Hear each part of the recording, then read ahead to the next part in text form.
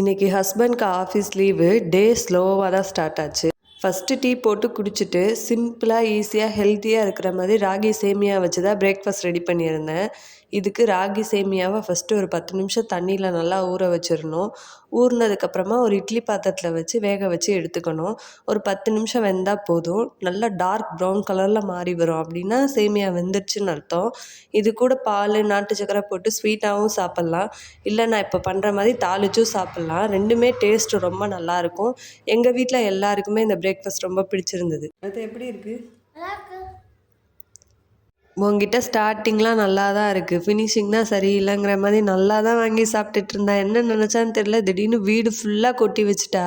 இதெல்லாம் க்ளீன் பண்ணிவிட்டு பாப்பாவுக்கு சாப்பாடு ஊட்டிட்டு இவங்க 2 பேரே ரெஃப்ரெஷ் பண்ணியாச்சு. இன்றைக்கி வெளியில் போகிற வேலை இருக்குது. லஞ்ச் எல்லாம் ப்ரிப்பேர் பண்ணி வச்சுட்டு கிளம்பியாச்சு. அப்போ தான் என்னாலே ரிலாக்ஸாக இருக்க முடியும். வீட்டுக்கு வந்தது குட்டீஸ்க்கு பசிச்சா உடனே சாப்பாடும் கொடுக்க முடியும்.